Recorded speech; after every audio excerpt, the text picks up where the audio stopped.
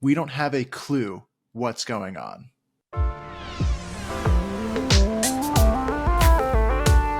Now, I don't mean that you don't have a clue or I don't have a clue about anything.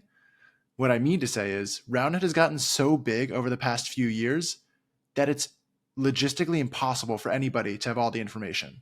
Talking about Roundnet is now really difficult because we have different experiences and everybody has different foundations of knowledge about the sport, how it works, and where it is. I'm going to cover why it's so hard to talk about Roundnet right now and what we can do to make discourse better and more productive moving forward. I know enough about Roundnet to know that I don't know enough to just talk about it widely. I am super curious about it. I work on so many different projects, and there are lots of other people like me who are super passionate about it and study and work on so many different things.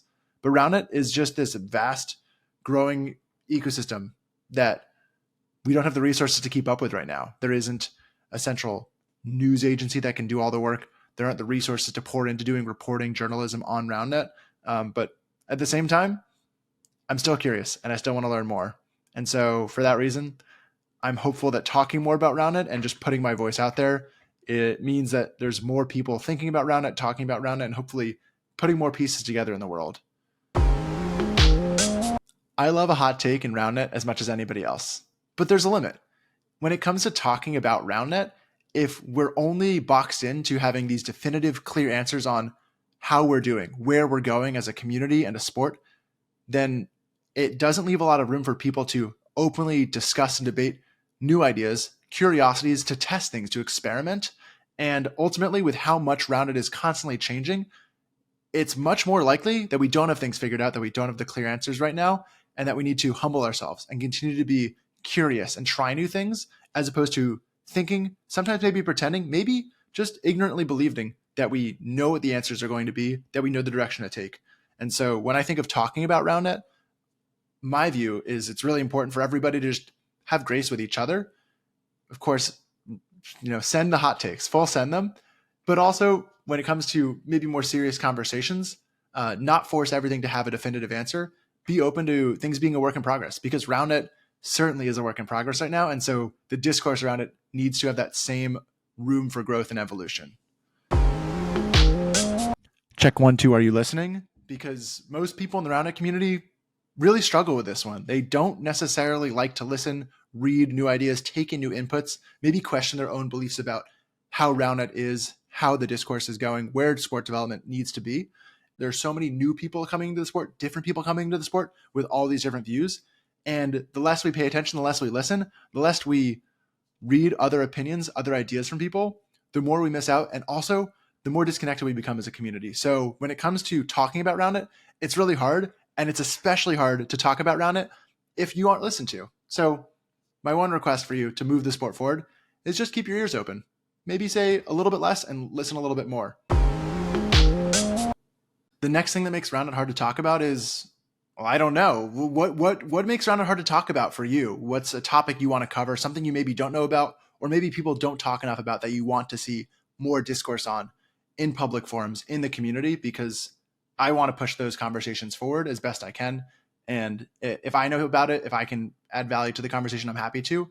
And if I don't know anything, I will work hard to try to find someone who does know more about it so we can have a better community understanding. So maybe you don't think you should be speaking up. And if you don't think you've got a voice worth hearing, I just want to say that's BS. You definitely have something to say and something to add to the community, to the conversation.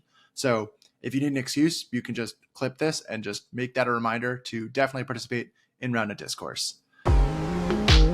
Personally, it's hard to talk about Roundnet. I really am passionate about this sport, and I know there's so many things that need to get done, but I don't actually have all the answers. I just am really excited about it.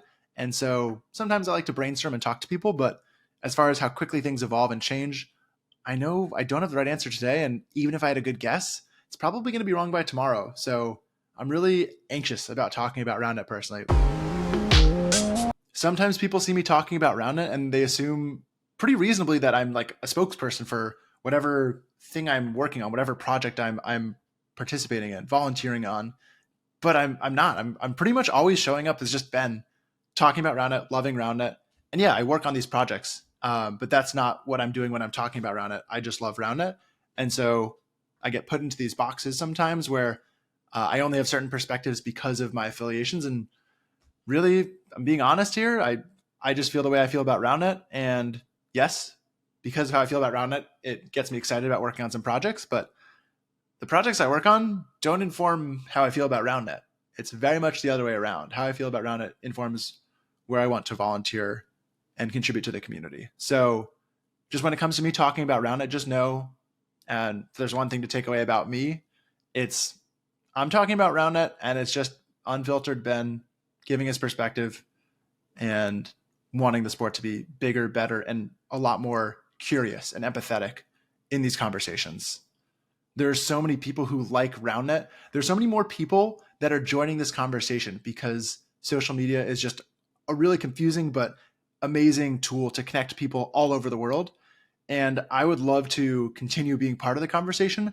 I don't really know exactly how, but I know that I just have these ideas and things I'm excited about and things I want more people to know, because I'm hopeful that if more people know these things that I know about Roundnet, and that hopefully other people know about Roundnet, if we can get more of these ideas together and share them, then I'm optimistic. I'll say cautiously optimistic that we can move the sport forward a little bit faster, and not only faster, but more cohesively together. It's such a big focus for me in building Roundnet. Of course, more and more people are going to play.